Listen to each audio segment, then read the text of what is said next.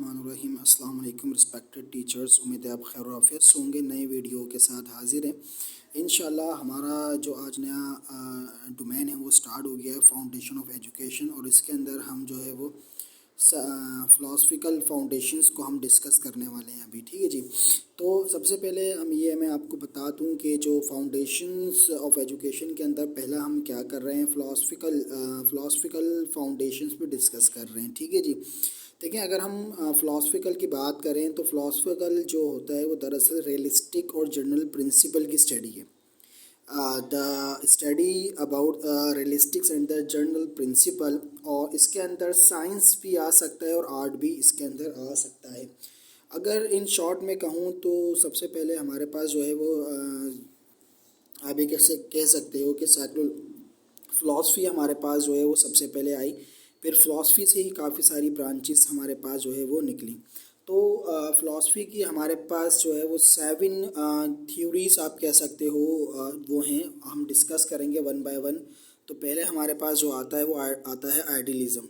देखें, आइडियलिज़म हमारे पास क्या होता है वो मैं आपको बता दूं। आइडियलिज़म 2 वर्ड्स ग्रीक वर्ड्स से बन के निकला है, एक निकला है आइडिया और दूसरा निकला है लिज़म। तो आइडिया यानी कि आइडियलिज़म की जो थ्योरी है, जो इसका पर्सपेक्टिव्स है वो क्या है, ये डिपेंड करता है आइडिया के ऊपर। और ये सबसे पहले क्या करा था, प्लूटो ने इंट्रोड्यूस करवाया था इसको। ठीक है। और ये डील करता है या बेस करता है आइडिया के ऊपर। यानी कि दुनिया में कोई भी चीज़ जो एग्जिस्ट कर रही है, जिसको आप टच करते हो फिज़िकली, मटेरियल वर्ल्ड वगैरह हैं, वो किसके अंदर आती हैं, आइडियलिज़म के अंदर आती हैं। यानी कि आसान वर्डिंग में ये कि आइडियलिज़म जो है वो एक्सटर्नल स्पिरिचुअल फोर्स, यानी कि जो रूहानी ताकतें होती हैं उनके ऊपर क्या करता है, बिलीव करता है। अब आइडियलिज़म को, एजुकेशन को किस तरह हमने रखा है कि जो ये आइडियलिज़म का पर्सपेक्टिव है एजुकेशन के ऊपर, तो ये बेस करता है एजुकेशन इज़ स्पिरिचुअल, यानी कि टोटली ये डिपेंड करेगा रूहानियत के ऊपर। ठीक है। ये फोकस ऑन ब्रेन स्टॉर्मिंग है, ब्रेन स्टॉर्मिंग डेवलप करेगा स्टूडेंट्स की, ठीक है जी, कैंडिडेट्स की या लर्नर की। और ये क्या करेगा, ये give importance to teachers and curriculum, यानी कि टीचर्स को भी ये क्या करेगा, इंपॉर्टेंस देगा और उसके सैरिकुलम को भी ये बनाएगा। अब हम आइडियलिज़म को रखते हुए किस तरह एक अपना सैरिकुलम बना सकते हैं।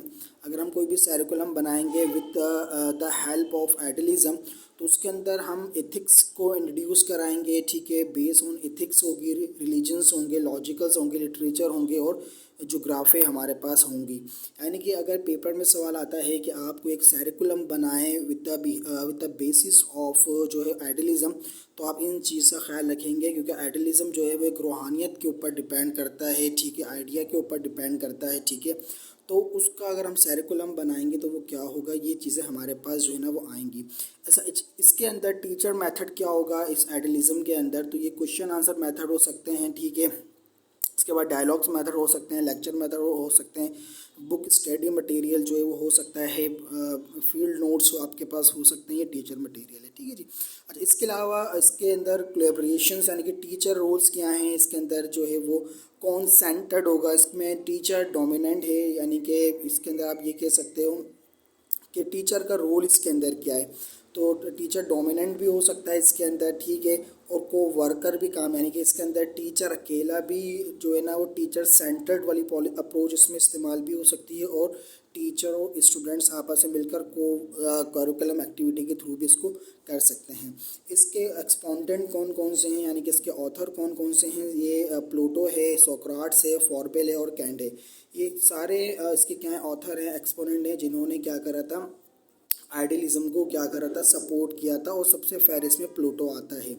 अभी मैं पास्ट पेपर देख रहा था तो उसके अंदर जो है ना एक एक्सपोनेंट को लेते हुए इन्होंने कहा था कि इसका जो है वो कैरिकुलम बनाएं।